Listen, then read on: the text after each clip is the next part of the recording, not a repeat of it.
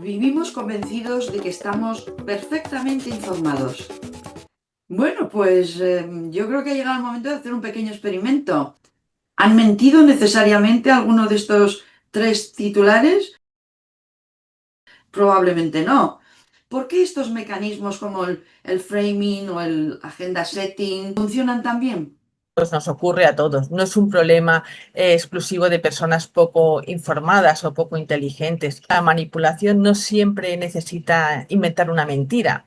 A veces consiste en seleccionar una parte verdadera, colocarla en primer plano y presentarla como si fuese la única interpretación posible. Y si la primera manipulación no estuviera en lo que nos cuentan, el verdadero poder consistiría entonces en decidir, el que tiene que decidir en esa plataforma o en esa televisión, qué merece nuestra atención. La frase clave sería: lo que ocupa nuestra atención termina ocupando también una parte importante de nuestra realidad. Los algoritmos aprenden observando nuestro comportamiento, en qué publicaciones nos detenemos, qué vídeo vemos hasta el final, qué comentamos, qué compartimos, qué nos provoca una reacción. Cuando hablamos de manipulación pensamos enseguida en propaganda o en noticias falsas. Sin embargo, tú sostienes que la manipulación empieza mucho antes. ¿Dónde empieza realmente? Pues mira, empieza en algo tan básico como nuestra atención. Nosotros no podemos acceder a toda la realidad. Nuestro cerebro recibe continuamente muchísima más información de la que puede procesar y necesita seleccionar atendiendo unas cosas, descartando otras y organizando lo que percibe para poder dar sentido a todo eso que ve. Sería como que nuestro cerebro no es una cámara de vídeo que lo graba objetivamente todo, sino que se parece más a un editor que recorta, ordena, interpreta y completa los huecos a partir de eso que ya sabe, también de lo que espera encontrar y también de cómo siente en ese momento. Y los medios de comunicación pues tienden a hacer algo parecido. Cada día suceden miles de acontecimientos y ningún periódico informativo, tertulia, pues puede, nosotras tampoco, podemos hablar de todo. Antes alguien tiene que decidir qué noticia en la portada, cuál ocupa 20 minutos, cuál aparece brevemente, incluso las que no van a aparecer, ¿no? Incluso las plataformas digitales nuevas, pues también seleccionan. Cuando entramos en una red social no vemos todo lo que se ha publicado, vemos una selección que está determinada por nuestros intereses, por nuestro comportamiento anterior y por todo aquello que el sistema considera que podría captar mejor nuestra atención. Ahora bien, hay que hacer una distinción muy importante. Seleccionar no es necesariamente manipular, ¿no? Seleccionar es inevitable. La manipulación ya sí puede aparecer cuando esa selección se presenta como si fuera toda la realidad o cuando se destacan, se repiten o se silencian determinados aspectos con esa intención de inducirnos a la confusión o hacia una conclusión concreta sin que seamos conscientes de ellos. Por eso podríamos decir que la realidad no nos llega en bruto, nos llega ya seleccionada, ordenada y contada por alguien. Entonces, el verdadero poder que tienen los medios de comunicación, porque tienen un alcance impresionante, y como has dicho bien, pues las redes sociales, etcétera, el verdadero poder consistiría entonces en decidir, el que tiene que decidir en esa plataforma o en esa televisión, qué merece nuestra atención, sea o no manipulación, pero tiene un verdadero poder de decisión sobre lo que nosotros vamos a hablar ese día. Sí, sí, es sin duda una de las formas de poder más importante. Cuando durante varios días todos los informativos, los periódicos, las tertulias y las redes sociales hablan insistentemente del mismo asunto, pues nuestro cerebro puede llegar a la conclusión por sí mismo de que eso es muy importante, que es el problema que nos acecha ahora mismo. Si un tema está continuamente, lo tenemos más accesible en la memoria, hablamos más de él y acabamos utilizándolo como criterio para valorar a un gobierno, un partido, una institución o una situación general del país. Mientras tanto, como podemos ver demasiado a menudo, pues otros problemas quizás igual de importantes o incluso más pueden desaparecer de nuestra conversación simplemente porque apenas los vemos, ¿no? Y eso lo sabemos, la muerte civil de personas en los medios simplemente porque está prohibido hablar de ellos. Y esto es en lo que en psicología social y en comunicación, como bien sabrás, se conoce como establecimiento de la agenda o agenda setting. En pantalla van a ver ahora tres titulares diferentes. Imaginemos que es un mismo hecho, un ministro, por ejemplo, que presenta su dimisión. Y ahora vemos tres posibles titulares. El primero en pantalla es dimite tras un grave caso de corrupción. La opción B, renuncia para no perjudicar a su partido. Y un tercer titular, nueva ofensiva política contra el gobierno. ¿Han mentido necesariamente alguno de estos tres titulares? Probablemente no. Los tres pueden partir exactamente de los mismos hechos.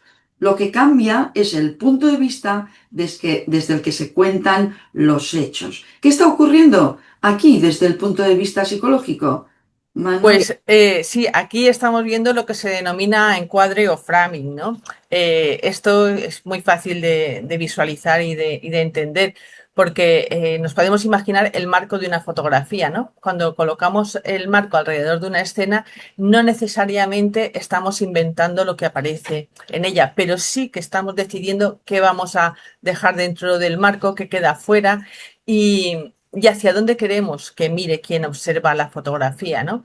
En el primer titular, dimite tras un grave caso de corrupción. El foco se coloca en la corrupción y en la posible responsabilidad del ministro, ¿no? Puede provocar indignación y hacer que interpretemos la dimisión como una consecuencia de su dudosa conducta.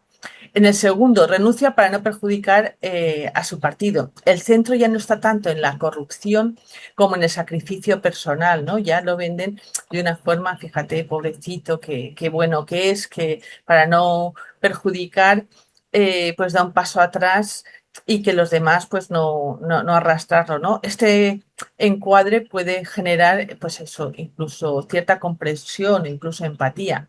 Pero es que en el tercero, nueva ofensiva política contra el gobierno, es que ahí ya el foco cambia completamente. El protagonista ya no parece ser ni el responsable ni el corrupto, sino esto sería no lo de matar al mensajero, sino quienes están atacando al gobierno. La responsabilidad se desplaza fuera y el hecho se interpreta como una lucha política.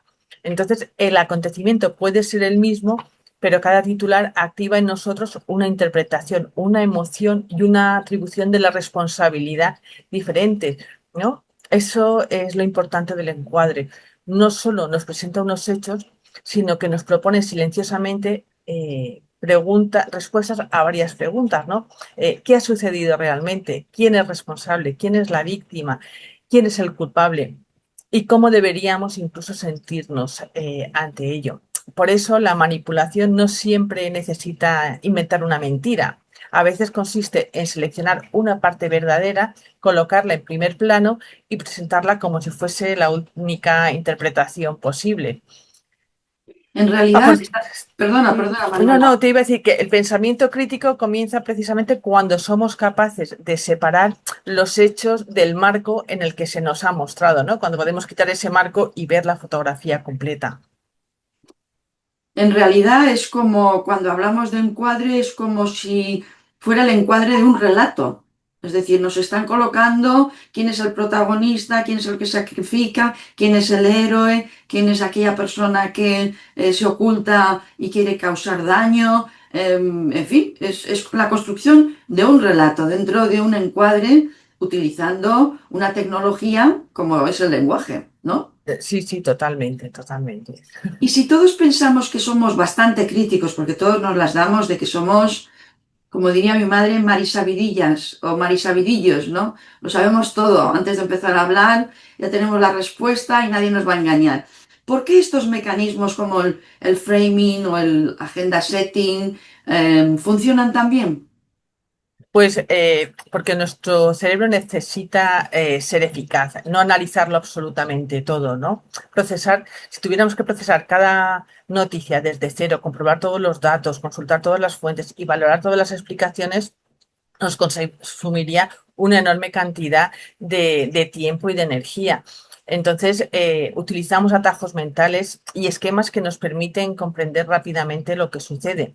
Un esquema mental es como un mapa que hemos ido construyendo a partir de nuestra educación, nuestras experiencias, nuestros valores, y ese mapa nos ayuda a orientarnos, pero también puede hacer que interpretemos la información de una forma muy determinada, ¿no?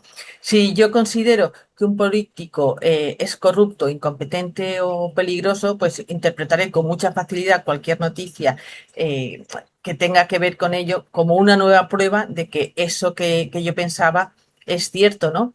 Si por el contrario simpatizo con él, pues quizá busque una explicación que justifique esos comportamientos, ¿no? Aquí aparece el sesgo de confirmación, que es la tendencia a buscar, interpretar y recortar mejor la información que confirma eso que ya pensamos, ¿no? Mientras cuestionamos, ignoramos o rechazamos con mayor facilidad aquello que contradice nuestras creencias. Y esto pues nos ocurre a todos, no es un problema exclusivo de personas poco informadas o poco inteligentes.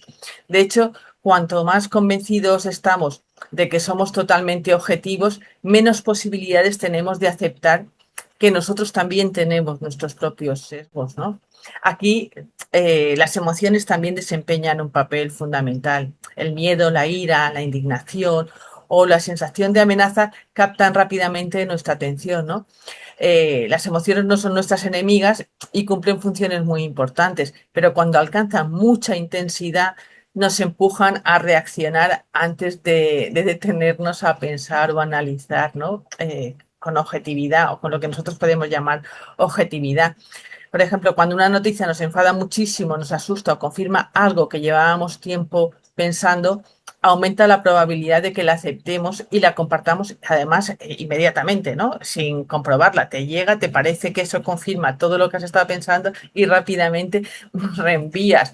Por eso, muchos mensajes no intentan convencernos mediante argumentos. Primero intentan emocionarnos, ¿no? Arrancar esa emoción fuerte que una vez activada, pues nos resulta mucho más fácil conducir nuestra interpretación. Podríamos resumirlo diciendo, no vemos únicamente lo que ocurre, vemos lo que ocurre a través de nuestras creencias, nuestros esquemas y nuestras emociones. Y la primera defensa frente a la manipulación no es pensar, a mí no me engañan, sino admitir algo que normalmente es mucho más incómodo, pero es mucho más útil, que es que yo también puedo equivocarme. Ujú, ujú. Efectivamente, esto lo tendríamos que tener escrito en titulares cada vez que abrimos la boca, ¿no? Para, en un debate, para criticar a alguien, para rebatir el argumento del contrario, etcétera. Pero vamos, Pero hoy en es que día, eso consume muchos recursos, tiempo y energía, entonces es más rápido. Ayer me apareció un meme que decía, me encanta la libertad de expresión de los que piensan como yo. Digo, pues, muy bueno, muy pues vamos bueno. bien. Sí, sí, yo lo comparto totalmente, efectivamente.